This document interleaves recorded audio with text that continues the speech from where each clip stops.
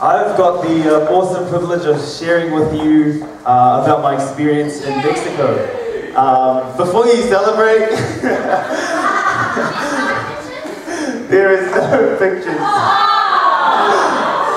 Yeah, although I don't have blonde hair, I think sometimes I do have some blonde moments, but I actually had all of my pictures on my phone, right? So I took my phone everywhere, snapped a lot of photos, and then I went to put it in my computer, and I thought I had downloaded and copied everything, and then I deleted everything on my phone. I went into my folder and I looked for the photos, and they were not there. And I was like, my life is over. Yeah, I was so gutted, so unfortunately I don't have any videos or photos to show you. I do have my memories. My memory isn't that great most of the time. Serena, yeah, I heard that, amen, Serena. But this happened, the opportunity for me to go to Mexico was really out of the blue. I hadn't heard anything of the trip. I got a call from a guy called Pastor Jean Noel. Do you guys know him? Yeah. And you know how passionate he is about evangelism and preaching the gospel. So he gives me this call and I talk to him. He's like, whoa, there's this mission trip in Mexico happening in about a month's time. And he's telling me all this stuff about it. You're going to be preaching a 2-week evangelistic campaign. And I'm like, wow, I've never preached that long before in my life. I kind of thought, that'll be a pretty interesting experience. He told me all of the stuff about it and how much it cost. And when he told me that I had to contribute $4,000 to it, I was like, okay, that's it. I'm like, oh yeah, because I didn't have that kind of money. And I was like, and he told me the dates as well. And I looked at the dates, and during this time, as most of you know, I have a family where we sing a lot. And my auntie, she had this concert at the same time she holds every year in Tonga, and it's called One Tonga. And this was a special concert because they had the King of Tonga attend this special concert. So they had it all videoed, and they had all the cameras and stuff there, and all the special people. And I was planning to go there. And so I was like, oh man, you know, it's good that you called me up and you told me about the ship, but really I've got a lot of stuff happening during that time. I didn't have the money as well, and he was like, oh, just pray about it, let me know. And I was like, okay. So he calls me back, and we kind of meet and talk about it, and it's in the back of my mind, but I kind of forget it. He calls me again, and I'm just like, oh, I really haven't thought much about it, and I'm really not sure that I'll go this year. And he's like, okay, that's right, I'll call someone else. And he gives me a call 3 days afterwards. And I look at my phone, and I see his name pop up, and I know exactly why he's calling me. It's like, oh man, I thought I already got rid of him. But that's how he is. If he feels like God is impressing him to do something, he always, comes back. So he calls me up, and I was like, all right, should I take this or not? And I was like, okay, I'll take it. Talk to him. I was like, hey, Jean Noel, how's it going? What do you want to call me for? I knew what he was calling for. And he's like, oh, man, I really think you should go on this trip. It's like, oh, well, okay. I didn't really know what to say. I was like, yeah, I don't know if I have the money. And he's like, William, where is your faith? You know how he is, like, he's preaching to me over the phone. I can just imagine it. William, where is your faith, bro? I was like, oh, man. And that actually caught me by surprise. It's like, oh, wow, I haven't actually prayed about it. And I thought, because it's so much money, I probably never would be able to go.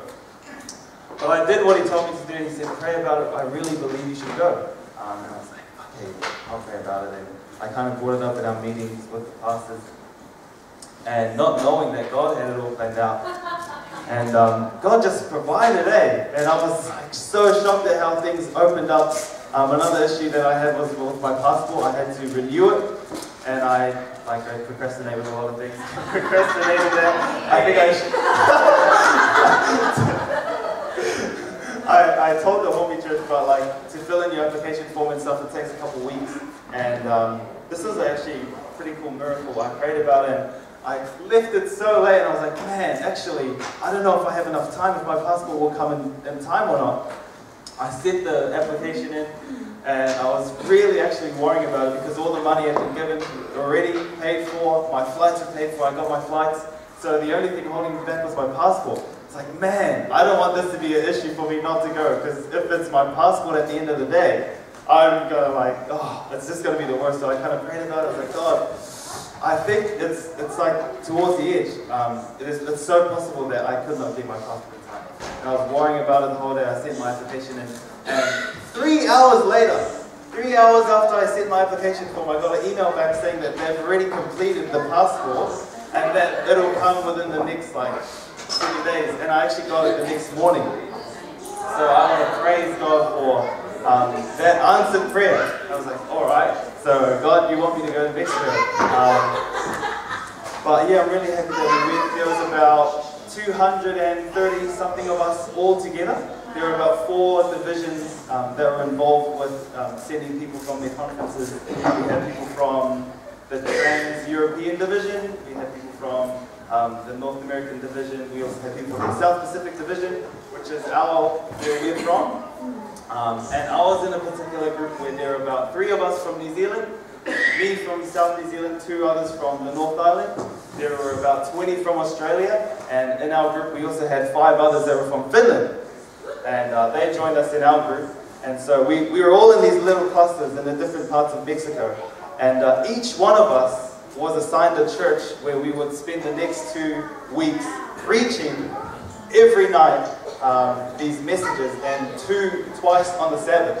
And I was kind of happy because I've had that experience of preaching twice on the Sabbath, being here where we have Aranui in the morning and Hopi in the afternoon.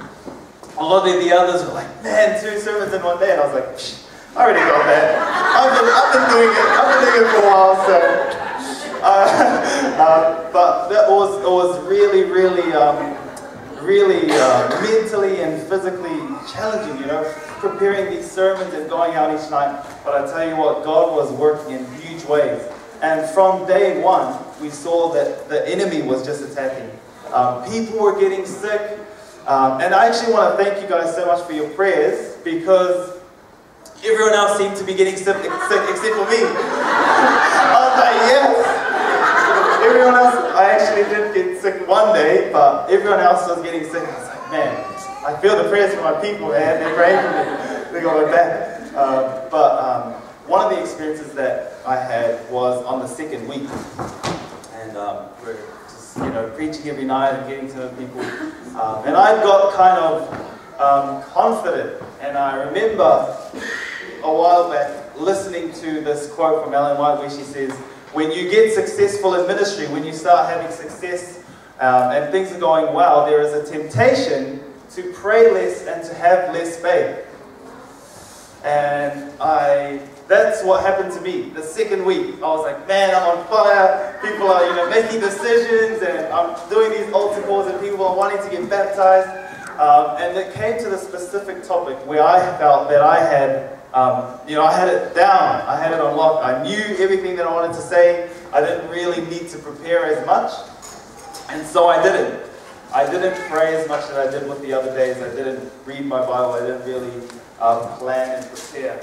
And it showed itself when I stood up that night before the people. And I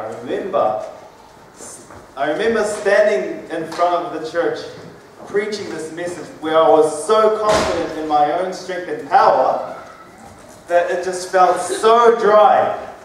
It felt like no one was responding. It felt like the Spirit wasn't using me the way it did the other nights. And I just saw blank stares at me the whole night. I was like preaching my heart out and nothing was happening. And I even gave an altar call. I even sang a song at the end. I thought that would get there. No response whatsoever. And I remember sitting down after the sermon. I looked to the ground and I just felt so sick in my stomach because I knew what had happened. I knew I had left God out of the picture. And that's something very dangerous that can happen, especially when you're in ministry, is that the more you become successful, you kind of have a feeling that somehow it's you that's doing it. It's you it's your gift, it's your power, it's your passion. I mean, God kind of slapped me across the face and said, whoa, it's not about you. And it's actually interesting, the whole 2 weeks as a group, we were reading up the book of Mark. And in the book of Mark, there's a story we've all heard before where Jesus is coming into Jerusalem and he's riding on this donkey. And I actually shared with the group, because we get to share something that God teaches us from the story as we've been reading it. And I shared with them, I said, I don't know about you guys, but sometimes I think like maybe the donkey might have felt, oh, these people are doing these palm branches and they're like doing this whole ceremony for me. And maybe the donkey might have thought, oh, I'm a pretty good donkey. You know, I'm walking through Jerusalem and these people are putting palm branches, they're like saying, hallelujah, Hosanna, Hosanna. When really, it's not the donkey, but it's Christ who is sitting on the donkey. And I've felt so many times God is reminding me, William, you are just a donkey. And I think I got nicknamed the donkey. And I think that was a lesson that I had to learn. William, you're just a donkey. It's not about you. It's not about your power. It's not about your gift. It's about God using you to reach these people. And the next day I remember just bawling my eyes out of my bed, like crying, trying to confess again. I just felt God's grace and love for me all the way.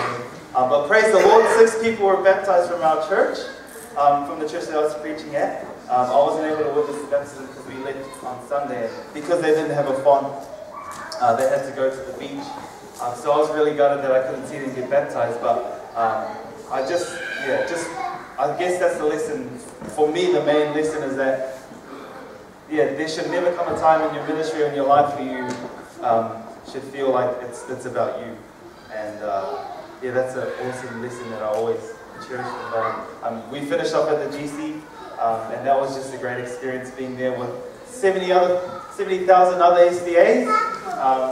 Remember we landed on the Sunday night. We hadn't had any dinner and we arrived and all the shops were closing, but the only shop that was open was Denny's.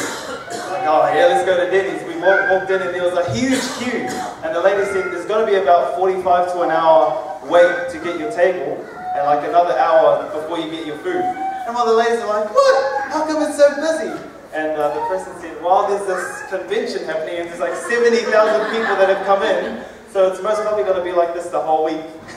So we didn't end up getting any food that night, but it was just so interesting to walk down the street and just see everyone like Adventists walking up and down. And, that was just a great experience for me. But I just want to thank you so much as a church for supporting me, and not only just during my time at Mexico, but the last year and a half. It's been a really huge journey for me, and I thank you so much as a church for being patient with me and showing grace and mercy. But I really hope that from this experience, that I'll just grow my ministry, and I don't know, I don't know how to finish this, but I hope that has been an encouragement to you all. Thank you so much. And I think our very ministry is going to come out.